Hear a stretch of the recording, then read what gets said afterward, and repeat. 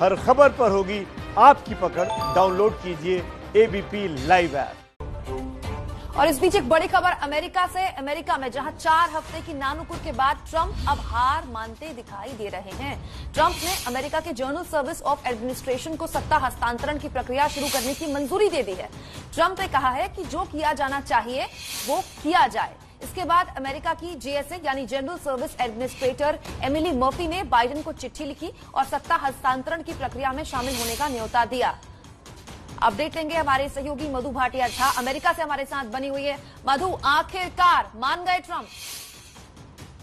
जी बिल्कुल, ये क्लोजेस्ट लग रहा है जो ट्रंप ऑफिशियल तरीके से अपनी हार स्वीकार करेंगे, क्योंकि इस ट्वीट के जरिए जो उन्होंने कहा कि हाँ मैं ट्रांजिशन के लिए आधिकारिक तौर पर एमिली मर्फी और जीएसए को बोल दिया है कि वो आगे बढ़ें, तो ये, लेकिन साथ ही उन्होंने ये भी जोड़ा कि वो अपनी लीगली हार नहीं मानेंगे, वो कानूनी लड़ाई लड़ते रहेंगे।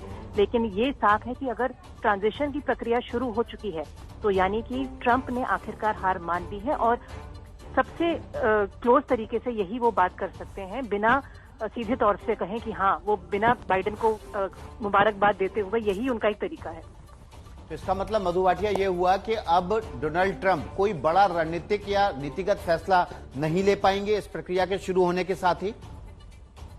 जी नहीं, ऐसा नहीं है, क्योंकि अभी 20 जनवरी तक डोनाल्ड ट्रंप जो है तब ही राष्ट्रपति हैं, तो इस दौरान जो भी देश के लिए बेहतर होगा या जो कानून उनको लेने होंगे या बदलाव करना होगा, उसमें जो नॉर्मल प्रक्रिया है जिसमें कांग्रेस का साथ होगा वो जारी रहेगा। ट्रांजिशन का सबसे बड़ा इसका फायदा जो बाइडेन टीम को होगा, वो अब तक जो एक्सेस है, जो व्हाइट हाउस में उनको जो ऑफिस स्पेस नहीं दिया जा रहा था या जो उनको एडिशनल फेडरल फंडिंग चाहिए वो नहीं मिल रही थी इस ट्रांजिशन की वजह से। अब उस फेडरल फंडिंग के जरिए जो बाइडेन है, जो अपने व्हाइट हाउस के स्टाफ अपॉइंटमेंट्स करेंगे, जो अपने कैबिनेट में जिन मंत्रियों की वो चुनना चाहते हैं, उनका जो बैकग्राउंड चेक है वो करने के लिए अब उनको फेडरल फंडिंग मुहैया कराई जाएगी।